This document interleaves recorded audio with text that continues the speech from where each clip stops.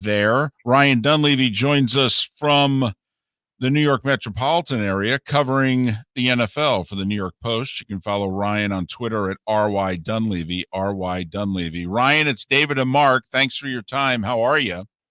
Good, fellas. How are you? Well, we're doing okay. You sent out a tweet, I think, just a few minutes ago, in which you said 3 weeks ago, the odds that Judge would lose his job 0 to 10%. Even a week ago, no better than like 40%. But at the end of the day, I mean, you couldn't pin him with a new GM, could you? I thought they could. I really did. I thought the way they could have gone was they could have said to the new GM, look, it's year 0 for you. We'll give you an extra. We usually give 4 years on our GM contracts. We'll give 5. We usually give 5. We'll give 6. It's year 0 for you. Get your feet on the ground. This place has become toxic. Figure out the front office. Make all the scouting changes you need and all the front office and all the ops guys and get your house in order. And while you do that for 9 months, Joe Judge and Daniel Jones, the quarterback, are on a do or die year. Okay. And there are no excuses for them. We're not going to pick up Daniel Jones's 5th-year option. So it's basically a walk year for Judge and a walk year for Jones. And if they hit the lottery, great. And if not, when there's a better quarterback draft class in 2023, you'll have the draft pick to pick the quarterback. You'll pick your new head coach, and you'll all be aligned. It'll be technically year 1 for you as a GM. You'll have your head coach. You'll have your quarterback. It'll all be aligned. It's a tough pill for Giants fans to swallow because there's a wasted decade, and you're basically asking them to possibly waste another whole year. But truth be told is the Giants are going to be very good no matter what happens next year. So, now you're going to saddle a new coach, whoever it is, with probably a 5-12 worthy team. And that's going to be his first year rather than Joe's last year. Do you have any thought as to, was it this 11-minute presser? When did this start going downhill at a pace that Judge was done in your estimation, Ryan? I'll give you 3 examples. I thought it was 0% before Daniel Jones got hurt. Daniel Jones got hurt. That was the first one. That was the first key moment in the 6-week downfall. Then 2 weeks ago was the 11-minute presser, where I liked it. I'm so tired of coaches saying, I'll work here till my key card stops working or whatever quip they want to use. I liked 11 minutes of passion. The problem with Joe Judge is he gets carried away, and he got carried away there. He talks too long, and he got carried away, and he ended up taking not so subtle shots at Pat Shurmur, at Ron Rivera, flirting with NFL tampering laws. So he got carried away, and he said things he shouldn't have said. He spoke in hyperbole. He took some things that were true about some players who weren't here anymore, who wanted to still be here, and he made it sound like it happens once a week. That's obviously not true. And so he became kind of a punching bag. And then the final straw was last week. If anybody saw the game down there, they ran back-to-back quarterback sneaks on 2nd and 11 from their own 2-yard line and 3rd and 9 from their own 4-yard line. They were total wave the white flag, surrender play calls. I have no faith in my offensive personnel, which they have bad personnel, especially on the offensive line. That's why the GM was forced into retirement. But those play calls were so embarrassing that I think it sent the message to the owner. He's Ryan Dunleavy of the New York Post, and he's kind enough to join us here on Miller and Moulton. You can follow him on Twitter at RY Dunleavy.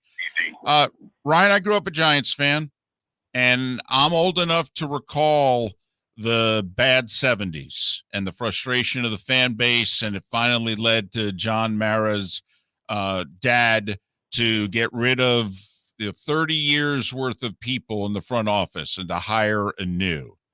Is this where the Giants are now at? Them and the Jets are the 2 worst teams in the league over the last 5 years. I think the Giants are one of the 3 worst teams over the last 10. Are we at December, January of 78, 79 all over again. Yes, absolutely, 100%. They have 9 interview requests out for their general manager job. None are in-house candidates. Kevin Abrams, the cap leader, assistant GM, who has been here for 21 years and is very well liked in the building, interviewed for the job when Ernie Accorsi retired in 2007, didn't get it, stayed.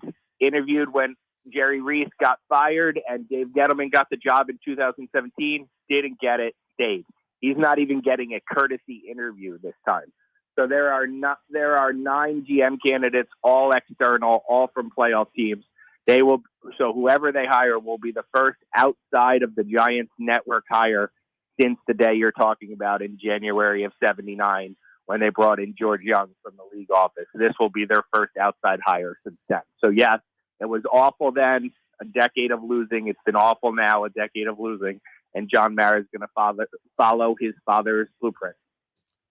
Okay, that being said, it is a different time. How much do people want this job? How high up can they go in terms of getting the elite candidates who normally are interviewing ownership, not ownership interviewing them? How worthy is this job? How desirable is this job for these candidates in your estimation, Ryan? That is a terrific question. I'm not sure I know the answer. I had coaches yesterday texting me, and this isn't GMs, but I had coaches yesterday texting me. I've always heard it's a great place to work there. What happened? And it's like, I don't know if it's a great place to work anymore. That's certainly been the reputation for 40 years. I don't know. They fired the last 3 head coaches after 2 years each. So I don't know that it's a great place to work anymore. Look, here's what everybody will tell you. There's only 32 of these jobs. It's New York. If you can win there, it's the best place to win. All that's true, okay?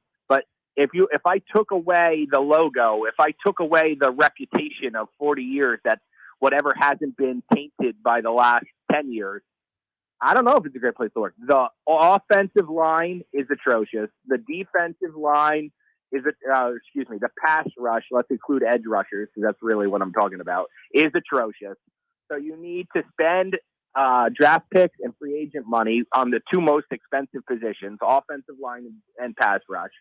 So the talent isn't very good. You have to hire a coach. The fan base expectations are through the roof. They were going to be patient with Joe Judge. He had a terrible season and he's fired because the fans revolted. So the fan base expectations aren't realistic. The personnel is bad, and the salary cap situation is a disaster. So sure, it's one of 32 jobs. It's in New York, but if you put all the jobs in a spreadsheet and put the factors down, the Giants factors don't look pretty.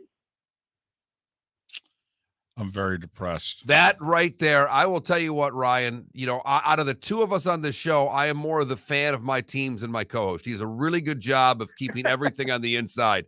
As you gave that answer, I watched my co-host go into the fetal position in the corner. I'm very sad, Ryan. And it's because I know all of it's true. That's the other thing. The Giants had to cut players or move them around on the roster to literally stay under the cap and be able to field a full roster during the second half of the season. That's how little money the Giants have. And they have so much money committed over the next 2 years that the Giants, this isn't the Jets. All right. The Jets have like $62 million they can spend next year. All right. The Giants have, Ryan, those 2 draft picks and not much ch. You nailed it. That's correct. The top assets they have are 2 top 10 picks. Other than that, I don't know. It can't be a quick fix. It's just the Jets sometimes have a hard time getting free agents to sign with the Jets, right? Because there's this same old Jets mantra, and they haven't won in all this time. So they sometimes have to overpay guys to come there. The Giants don't have to do that. But because their drafting has been so bad for so long, Dave Gettleman missed on almost every pick he had. Jerry Reese, the last 4 years of his tenure, which included 2 Super Bowls, by the way, he missed on almost every pick for 4 years. So their drafting has been so bad that they've had to sign free agents to stay competitive. And when you sign free agents to big contracts, you run out of cap space. James Bradbury, good player, making $20 million. Kenny Golladay, good player, making $18 million. Leonard Williams, good player, making $21 million. Those are all inflated numbers because they're all free agents. Ryan, one final question. If you go back the 40 plus years when Wellington Mara and Tisch agreed on George Young, they then got out of the way. George Young was the one who then hired Ray Perkins, which led to Parcells, etc. All right. I'm hearing that they're going to hire a general manager, and then they are also going to have great influence into who the head coach is. Is that true? That's what they say. And it's significant because that's, like you said, that's never really, that's not been the case since John Mara took over. He's the team president as well as the co-owner. Everything kind of runs through him. GM has final say, but he knows he's got to get it approved by John Mara, who only really blocks the ridiculous things. But that's what they're saying this time. It's going to be more hands off. The general manager is going to pick the coach, not the owner / president. That's clearly John Mara. It's clearly the one who picked Joe Judge. So say it's going to be more. They say it's going to be more GM dictated this time. It's probably the way to go. And Steve Tisch is always kind of hands off. He flies in every 2 years for a coach firing and for some games, but he's not really involved in the day to day. So that's not really a question. It's John Mara has an office in the building. How involved will he be?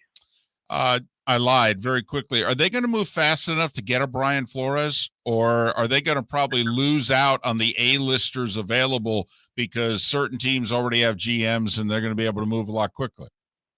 Look, Brian Flores is a New York guy. He's certainly on their list, but there is a fear in that building right now of Bill Belichick coaching tree guys. So I don't know that Flores or Daboll or Josh McDaniels is a great fit because there'd probably be some of the same problems disconnecting with his staff, long practices, etc. Are they going to move fast enough? Probably not. Some guys will be gone for 6 openings. Some guys will be gone before they have their head coach, but I don't know that that's a problem. You say A-listers, there's no one in this coaching market I have to have. Ryan Dunleavy, New York Post. He covers the NFL. We've been focusing on the Giants because yesterday, late afternoon, they got rid of head coach Joe Judge after their GM retired the day before. Ryan, thanks for making time for us. We appreciate it. Stay warm, stay safe. Thanks. Have me anytime, guys. Ryan Dunleavy, New York Post. Follow him on Twitter, RY Dunleavy, RY Dunleavy. You know, I'm listening to that and watching you and having just a hell of a time. But when the Flores things come up and it's like he's a Belichick guy, the practices are going to be too long. It's about he went back-to-back winning seasons with the Miami Dolphins. I'm telling you that, New York Giants, because, well, you're a train wreck. Long practices might be just what the doctor ordered. A year of figuring out who still wants to play football might be just what the doctor ordered. You could do a lot worse than Brian Flores. Yes, they could. They just have 3 in a row. 3 in a row. And now you, in theory, have a guy that learned a little bit. He got fired. No matter what he thinks of himself and how highly he thinks of how he does things, there's self-assessment going on. When you get fired, there's self-assessment. Trust me. I've been there. But that's what people don't fully understand. It's why I wanted to dive into it just a little bit more. The Giants situation is bad. I mean, you know, you look at the 7 teams that have jobs available. Mark, if you can take a look at everything in its totality, you know, the Giants have, think of the 7 teams I'm about to mention. Where's Daniel Jones on the quarterback list? Chicago, Minnesota, Denver, Miami, Jacksonville, Las Vegas. Do that again just a little more slowly. Chicago. Okay. You take Fields over I'd Jones. take Fields. Minnesota. I'd take Cousins. Denver. They're Not the same. I'll take whatever Denver's drafting instead of Daniel Jones. Fair enough. Miami. I'll take Tua. Jacksonville. I'll take Trevor Lawrence. And obviously Carr with the Raiders. I mean, so they've got the worst, arguably, quarterback situation of the 7 openings. They have far and away the worst cap situation of the 7. Present and immediate future.